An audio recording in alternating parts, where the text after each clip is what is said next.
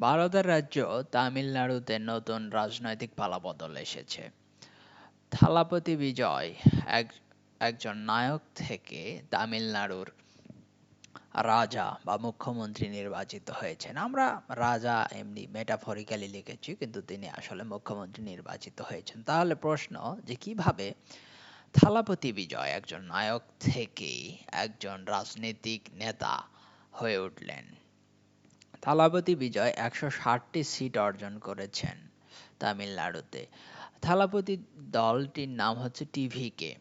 টিভিকে এমন একটি দল যেটি বহুদিন যাবতের দল ডিএমকে এবং এআইডিএমকে কে পরাজিত করে আহ, তামিলনাড়ুর একেবারে রাজনীতির সমীকরণকে চেঞ্জ করে দিয়েছেন। ডিএমকে এখানে পেয়েছে ৬০টি সিট এবং এআইএডিএমকে পেয়েছে ৪৭টি সিট। এবং তামিলনাড়ুতে যে বর্তমানে টিভিকে দল সেটি প্রায় ৩৫% ভোট পেয়েছে। ১৯৬৭ সালের পর থেকেই কিন্তু তামিলনাড়ুতে দ্বিদলীয় রাজনৈতিক ব্যবস্থা আছে। সেটি হচ্ছে ডি ডিএমকে এবং এআইডিএমকে। এআইএডিএমকে এই দুইটি দলের মধ্যেই কিন্তু ক্ষমতার রাজনীতিটি চলেছে। কিন্তু বর্তমানে ৫০ বছরের যে রাজনৈতিক সমীকরণ তাকে কিন্তু একেবারে পুরোপুরি বদলে দিয়েছেন তামিলনাড়ুর এই নেতা। আগে নায়ক ছিলেন, এখন নেতা। নেতা তাহলে কিভাবে তিনি এই স্টারডমকে রাজনীতিক আহ, সমীকরণে পরিবর্তন করলেন সেটি নিয়ে আলোচনা করব। বিজয় রাজনীতিতে কিভাবে ঢুকলেন? বিজয়ের আগেও আচ্ছা, বিজয় এন্টার দ্য পলিটিক্স পিক, অর্থাৎ বিজয় কিন্তু ঠিক সেই সময় রাজনীতিতে এসেছেন যখন তার একের পর এক সিনেমা হিট হচ্ছে। আমরা কিন্তু কিছুদিন আগেও তার একটা সিনেমাকে দেখছি এবং সেই সিনেমার গান কিন্তু গোটা প্রায় ভারতীয় উপমহাদেশে শুনেছি। বিভিন্ন ধরনের গান, বিভিন্ন ধরনের নতুন নতুন আর্ট ফর্ম তিনি তৈরি করেছেন।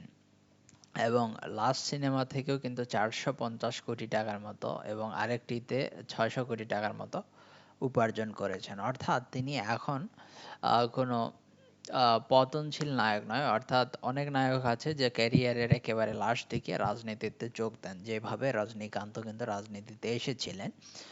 হি লিভারেজ আন্না এল্ডার ব্রাদার, অর্থাৎ ভারতের এই যে দক্ষিণ ভারতের যে এলাকা সেখানে কিন্তু আন্না মানে বোঝানো হয় এল্ডার ব্রাদার বা বড় ভাই। তো তিনি নিজেকে আন্না ক্যারেক্টারে রূপায়িত করেছিলেন ভিডসো নামে একটি ফিল্মে, যেখানে তিনি জনগণের সাথে একটি ইমোশনাল কানেকশন তৈরি করেন। খুব গুরুত্বপূর্ণ বিষয় ইমোশনাল কানেকশন এবং ট্র্যাডিশনাল পার্টি লয়্যালটি তিনি তৈরি করেছিলেন। Ideology and party structure were secondary Thalapathy cult figure, অর্থাৎ থালাপতি বিজয়ের যে ইমেজ আমাদের দেশে আমরা যেটি দেখতে পাই না, কিন্তু ভারতের সাউথের রাজ্যগুলোতে অর্থাৎ তামিলনাড়ু ওই জায়গাগুলোতে কিন্তু তামিল হিরোদেরকে খুবই সম্মান করা হয় এবং তাদের প্রায় দেবতার মতো সম্মান করা হয়।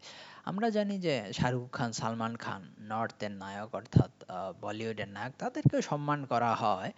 কিন্তু তামিলনাড়ুতে নায়কদের সম্মান কিছুটা গড টাইপের এবং তাদের এক কাল্ট ফলোয়িং আছে।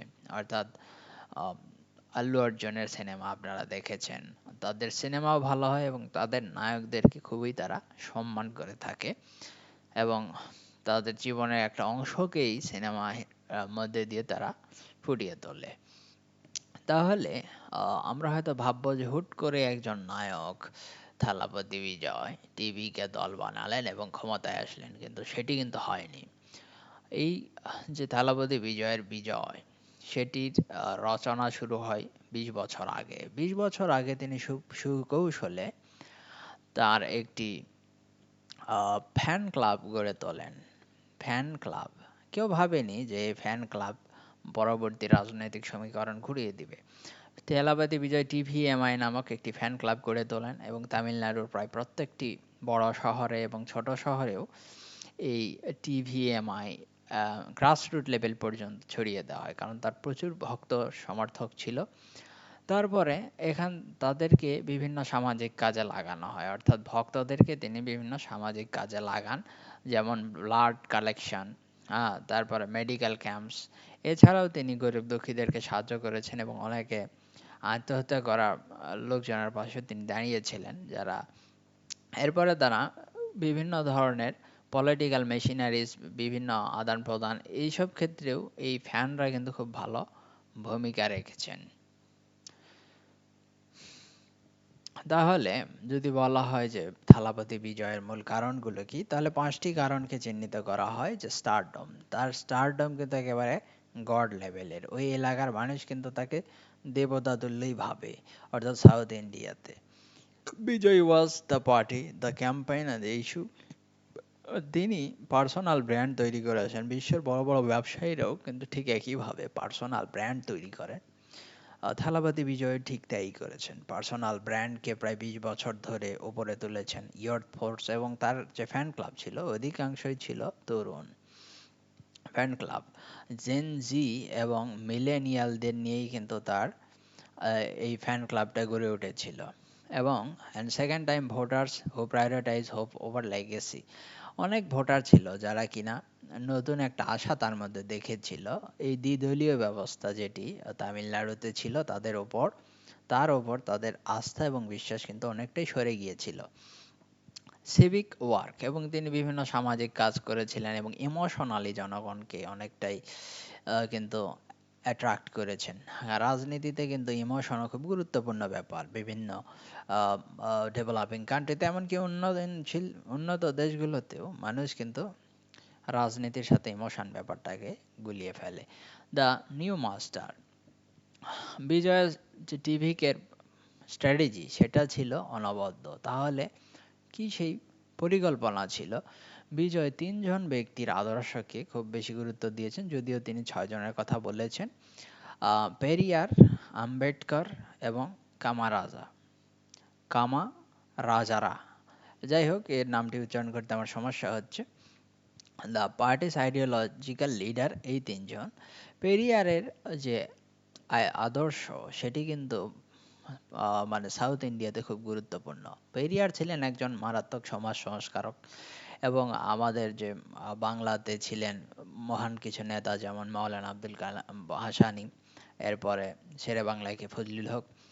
এছাড়াও বাংলার রেনেসাঁসের নেতৃত্ব দিয়েছিলেন একজন নেতা, তিনি ছিলেন আমাদের নবজাগরণের অগ্রদূত মাইকেল, সরি, আমাদের কে ছিলেন, আহ, আহ,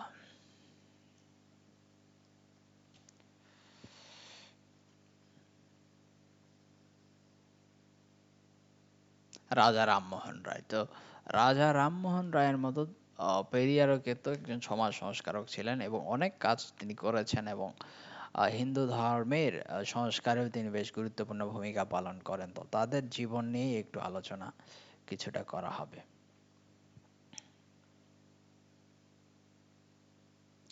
তো পেরিয়ার এমন একজন ব্যক্তি ছিলেন যিনি বিভিন্ন ধরনের আন্দোলন গড়ে তোলেন তার জীবনে।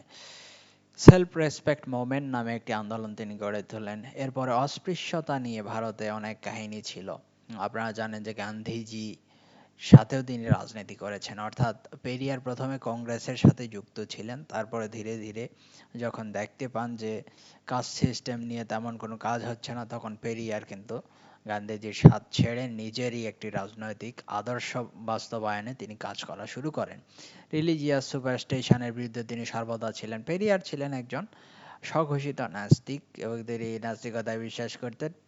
পেট্রিয়ার্কির বিরুদ্ধে পেরিয়ারের খুব ভালো কাজ আছে এবং এগালিটেরিয়ান সোসাইটি ওয়েলফেয়ার স্টেটের জন্য তিনি কাজ করেছেন।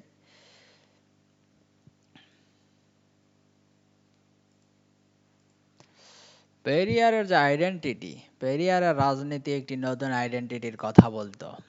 ইন্ডিয়ান ন্যাশনাল কংগ্রেসের যে পলিটিশিয়ানরা ছিলেন তারা কিন্তু সর্বদা ইন্ডিয়ান আইডিওলজির কথা বা আইডেন্টিটির কথা বলতেন, যদিও তারা মানে সাবন্যাশনাল আইডেন্টিটি অর্থাৎ জাতীয়তার ভিত্তিতে আইডেন্টিটির কথা বলতেন। কিন্তু পেরিয়ারের যে আইডেন্টিটি থিওরি ছিল সেটি শুধুমাত্র দ্রাবিড়া নাড়ু কেন্দ্রিক ছিল। অর্থাৎ ভারতের যে আহ, দ্রাবিড়া নাড়ু এলাকা, অর্থাৎ এই এলাকাতে ৩-৪টি রাজ্য আছে।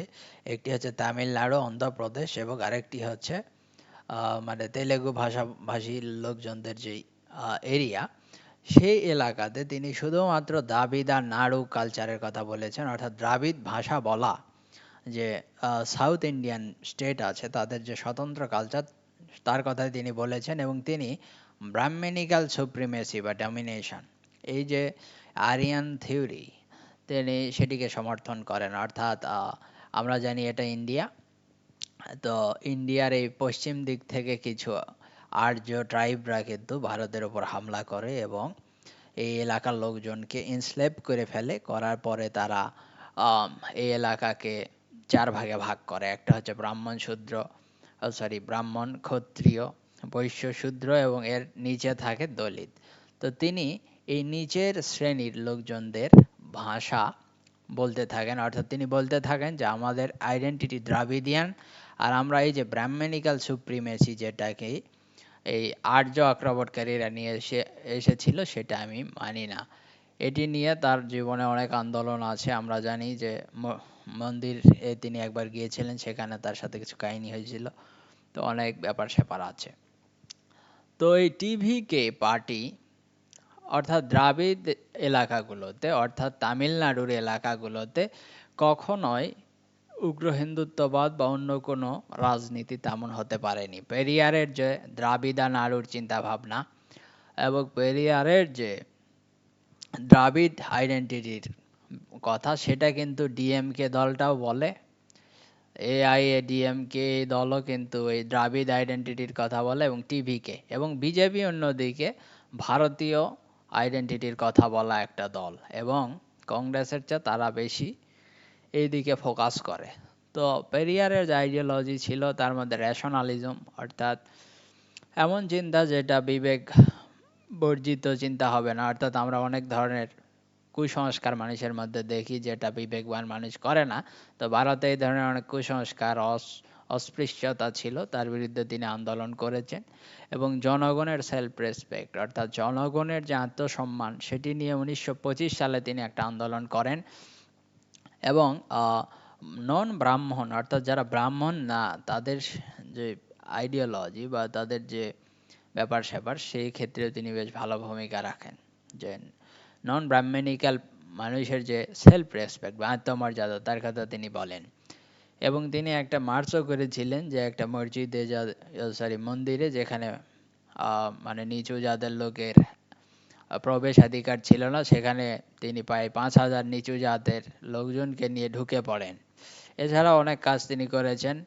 স্বাধীনতার পক্ষে তিনি কথা বলেছেন সর্বদা। মানুষের আত্মমর্যাদা এবং মহিলাদের শিক্ষার বিষয়েও তার বেশ ভালো ভূমিকা আছে। তো কেন এই আইডিওলজি আমরা বললাম, অর্থাৎ এই দলের আইডিওলজিটা পুরোটাই বিজেপি বিরোধী, এবং ভারতের যে ন্যাশনাল কংগ্রেস আছে তাদের আইডিওলজিরও বিরোধী। তো এই দল জিতলো কিভাবে? এই দল জেতার ক্ষেত্রে বেশ দুটা কারণ কাজ করছে। এর মধ্যে একটা কারণ হচ্ছে খ্রিস্টান, আরেকটা কারণ হচ্ছে মুসলমান। অর্থাৎ তামিলনাড়ুর জনসংখ্যার প্রায় 12%ই হচ্ছে মুসলিম প্লাস খ্রিস্টান, অর্থাৎ মুসলিম প্লাস খ্রিস্টান। এবং এই যে জোসেফ বিজয় ফ্যাক্টর, অর্থাৎ বিজয় থালাপতি আসলে একজন খ্রিস্টান, এটা হয়তো অনেকেই জানে না। তিনি খ্রিস্টান হওয়াতে তামিলনাড়ুর খ্রিস্টানরা কিন্তু তাকে ভোট দিয়েছে, এবং মুসলমানরাও কিন্তু তাকে ভোট দিয়েছে, কারণ তারা সব সময় সেই জায়গাতে সেকুলারি যে লোকগুলো তাদেরকেই ভোট দেওয়ার চেষ্টা করে। এর আগে মুসলমান এবং খ্রিস্টান ভোটগুলো মূলত পেত ডিএমকে, তাদের প্রায় 12% ভোট একেবারে কমে যায়। এবং ভারতের এই রাজ্যগুলোতে যে কমিউনিটিগুলো ভোট ব্যাংক হিসাবে কাজ করে, অর্থাৎ মুসলমানরা একটি দলকেই ভোট দেবে, খ্রিস্টানরা একটি দলকেই ভোট দেবে, হিন্দু ভোটগুলোর বান্টন হয়। সেই জন্য দেখা যায় যে সরকারে ওঠানামা হয়। Shifted towards TVK, the consolidation in urban centre, এবং শহরের এলাকাগুলোতে খ্রিস্টান জনসংখ্যা এবং মুসলমান জনসংখ্যা বেশি থাকায় এখানের ভোটের ফলাফল 100% আমরা পরিবর্তন দেখতে পেয়েছি অনেক ক্ষেত্রে। স্ট্র্যাটেজিক পজিশনিং, অনেকে বিজয়কে কিন্তু বিজেপির বি টিম ইত্যাদি ইত্যাদি অনেকে বলছে যে বিজয় বিজেপির তেমন কোনো নিন্দা মন্দ ইত্যাদি করেন না, এবং তিনি সবসময় তার রাজনৈতিক রেটরিক দুর্নীতির বিরুদ্ধেই রেখেছেন, অ্যান্টি করাপশন ন্যারেটিভ, এবং যেটা অধিকাংশ সময় ডিএমকে বিরুদ্ধেই গেছে, কারণ ডিএমকেও যদিও ইগ্যালিটারিয়ান সোসাইটির কথা বলতো, পেরিয়ারের কথা বলতো, কিন্তু তারা অনেক দুর্নীতির সাথে জড়িত ছিল, এবং বেশি দিন ক্ষমতায় থাকলে একটা ইনকামবেন্সিও কাজ করে। ডিএমকের বিরুদ্ধে তাই করেছে এআইডিএমকে। এই যে ডুওপলি ছিল দুই দলের, ডিএমকে এবং এআইডিএমকে, এখানে একটা চির ধারানোর চেষ্টা বহুদিন ধরেই বিজেপি করেছে, কিন্তু যতবার বিজেপি এই রাজ্যে তাদের এই হিন্দুত্ববাদী আদর্শ চাপিয়ে দেওয়ার চেষ্টা করেছে, বা এই হিন্দি ভাষা, কিছুদিন আগে অমিত শাহ কিন্তু বলেছিলেন যে ভারতের ভাষা হচ্ছে হিন্দি, ঠিক যেভাবে মোহাম্মদ আলী জিন্নাহ কিন্তু বলেছিলেন যে পাকিস্তানের ভাষা হবে উর্দু। দক্ষিণ ভারতের লোকজন এটা কখনোই মেনে নেয়নি, এবং তারা 1948 সালে, 1965 সালে, এবং আরও একবার তারা কিন্তু এই বিষয় নিয়ে আন্দোলন জানিয়েছে, এবং আমাদের যে ভাষা আন্দোলন হয়েছিল ঠিক সেইভাবে এই এলাকাগুলোতেও তামিল ভাষা আন্দোলন এর আগে হয়েছে। সুতরাং এই এলাকাগুলো দক্ষিণ ভারত, উত্তর ভারতের যে রাজ্যগুলো আছে অর্থাৎ ইউপি, বিহার বা গুজরাটের পলিটিক্যাল যে আইডিওলজি, সেখান থেকে অনেকটাই পৃথক, এবং তাদের চিন্তা ভাবনা আলাদা। তো এই বিষয়টা বিজেপি অনেক আগেই বুঝেছে। এবার বিজেপি কিন্তু 4টা সিট পাইছে। এটা হচ্ছে খুবই, গাড়ির সিটের চেয়েও কম সিট। তো বিজেপির এই বিষয়টি অনেকে হাসি তামাশা করছে, কিন্তু অনেকে বলছেন যে মমতা ব্যানার্জির মাধ্যমে বিজেপি কিন্তু পশ্চিমবঙ্গে পশ্চিমবঙ্গে বাম রাজনীতির কবর রচনা করতে সাহায্য করেছিল। অর্থাৎ বাম রাজনীতি, যে লেফট পলিটিক্স ছিল, সেটা কিন্তু মমতা ব্যানার্জি শেষ করেছিলেন, এবং সেই সময় বিজেপির নেতা অটল বিহারী বাজপেয়ী বলুন বা অন্য নেতাদের সাথে মমতার খুব ভালো সখ্যতা ছিল, এবং দুর্গা বলা হতো মমতাকে। হ্যাঁ, দুর্গা। ঠিক একইভাবে আহ, বিজয়কেও কিন্তু বিজেপিতে যোগ দেওয়ার কথা বলা হয়েছিল, কিন্তু বিজয় বিজেপিতে যোগ দেননি। কিন্তু অনেকে বলছে যে বিজয় বিজেপির আশার পথ করে দিচ্ছেন, ঠিক একইভাবে যেভাবে মমতা ব্যানার্জির বাম রাজনীতিকে সরিয়েছিলেন, তারপরে কিন্তু পশ্চিমবঙ্গে বিজেপির উত্থান ঘটেছিল। তো এখন দেখার বিষয় বিজয় কি বিজেপির সেই উত্থানকে আটকাতে পারবেন কিনা, এটাও একটা প্রশ্ন।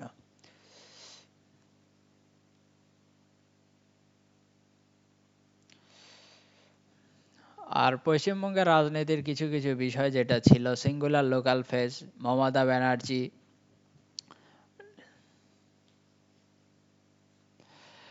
মমতা ব্যানার্জি কিন্তু নিজেকে বলতেন যে আমি হচ্ছি বাংলার মেয়ে, ঠিক একইভাবে সান অফ সোয়েল যে তকমা, সেটা কিন্তু বিজয়ের সাথে যায়। আর অ্যান্টি ইনকামবেন্সি, পশ্চিমবঙ্গের সরকার পতনের একটা কারণ ছিল অ্যান্টি ইনকামবেন্সি, অর্থাৎ দীর্ঘদিন মমতার শাসন এবং দুর্নীতি তো ছিলই, সেটা নিয়েও মানুষ ক্ষুব্ধ ছিল, এবং এছাড়া অনেক ধরনের লোকালাইজ ন্যারেটিভ ছিল বা এই পতনের কারণ।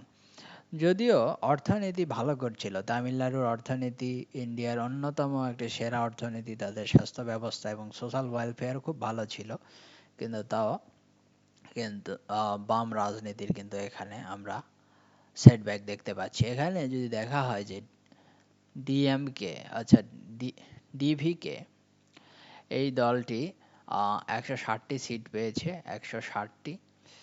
অন্যদিকে ডিএমকে পেয়েছে 60টি, ডিএমকে, এবং এআইডিএমকে, এই দলটির প্রতিষ্ঠাতাও কিন্তু একজন নায়ক ছিলেন, সেই বিষয় নিয়েও আমরা আলোচনা করব।